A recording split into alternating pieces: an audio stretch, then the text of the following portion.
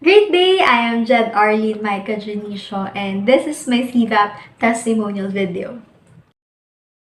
So ayun, may CVAP journey. Actually, parang siyang punong-puno siya ng medyo roller coaster rides. Kasi, I'm gonna be honest, it wasn't easy for me. Kasi I have other commitments din. May studies ako, may work, meron pang church duty. So, ang dami, like too much o talaga sa plate ko. So, parang kaya nahihirapan din ako to keep up sa mga gawain. Especially, the session, syempre, every Saturday siya. And mostly, marami akong klase ng Sabado. So, pag Saturday talaga, may mga times na nanonood lang ako sa live or kaya e-enter lang ako ng Zoom from time to time. Tapos, during vacant ko, tapos exit na. Tapos, papanoorin ko na lang siya ulit kapag to review, syempre. And, ayun. Ay, siguro, mga naging struggle ko is yung sa assignment. Kasi, pag uwi ko ng bahay, like, ilang oras na lang yung meron ako. Kaya 5 hours na lang, 6 hours. Yan, dahil pa sa point na talaga sinasacrifice ko yung tulog ko. Kagaya po ngayon, Charis. Yan, 3 hours lang ang tulog ko. Anyway, ayun. Kasi kailangan mong gumawa ng assignments, kailangan mong gumawa din ng schoolwork. So, doon nahahati yung oras ko din. Then, Sunday naman, may iba din akong commitment sa simbahan ako. So, parang, hindi, ang hirap talaga niyang mag-keep up. So, doon ako nahirapan. But, overall, siguro sa journey ko sa CVAP, ang dami kong natutunan. Yes, ayun naman yung ko na sobrang punong-puno ako ng, parang naano siya punong-puno ako sa mga knowledge sa experience kahit na parang may struggle. Siyempre, mas nangingibabaw pa din yung mga natutunan ko from the trainers.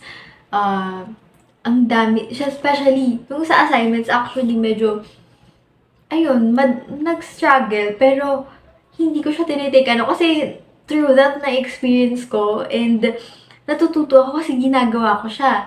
And, since medyo related din yung course ko, medyo familiar, natututo ko na pwede kong ma-apply din sa school. And hindi ko naman siya bin-view as like talagang kasi nag-e-enjoy ako. Kahit na nahihirapan ako, nag-e-enjoy ako talaga. So, ayun, ang dami kong natutunan sa mga trainers, especially when they share yung mga journeys nila. Like, sobrang nakaka-amaze na before sila maging nasa gantong sitwasyon, parang nandito din sila. So, parang nare-remind din ako dun na nandito man ako ngayon.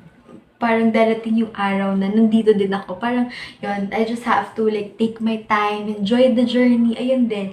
Like, ini-enjoy ko lang. Siguro, nahihirapan akong pagsabayin lahat. Pero, hindi ko siya tinake as, like, very like, obligation ba? Parang, yun din yung napansin ko sa sarili ko. Talagang sasabi ko nag-grow ako as a person. Yes. Kasi, before I committed sa CVAP, alam ko naman na magiging busy talaga.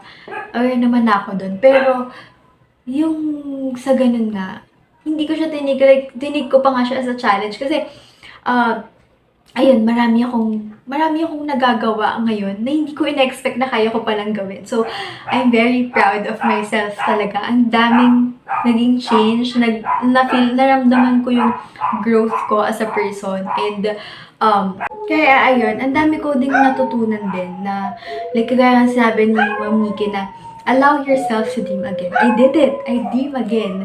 Allow yourself to learn, to make mistakes. I did it as well. Allow yourself, parang to take a risk. And ayun. And now, it's time to give back naman sa ibang tao. Be the inspiration. Be an inspiration naman sa ibang tao sa paligid ko. And I will. Yes. So, ayun, isa din sa mga putrology ni Sir, yung ginamit ko nung week 1 namin na the best time to believe in yourself when no one believes in you. Actually, that time, parang hindi pa nga, kasi medyo hindi ako ano sa sarili ko. So, parang, yung during my journey sa CVAP, dun talaga siya na-test. Parang, I only have myself. So, kailangan talagang, ayun.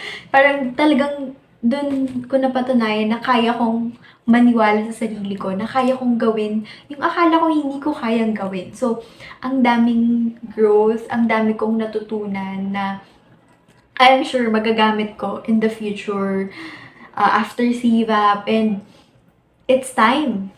It's time to give back. It's time to like be it's time to make a difference. It's time to make a positive social change naman. And I am really grateful. Of course, I would like to take this opportunity to thank Creative Voices sa scholarship. And thank you so much po, Sir Choi, Miss Donna, Sir Brian, and thank you po ng maraming-marami kasi kung hindi ako nag-CVAP, siguro ang dami kong na-miss out sa ano, wala ako ngayon. Wala yung hindi ako nakapag-gain ng experience ng ganito. And super thank you, and of course, syempre, I would like to take this opportunity to thank also yung trainers, from week 1 session to week 4, isang secretariat team, yung to my co-voice mates, and mga ka-BR ko. Thank you so much po. Thank you, thank you. And with that, that is my CVAP testimonial video.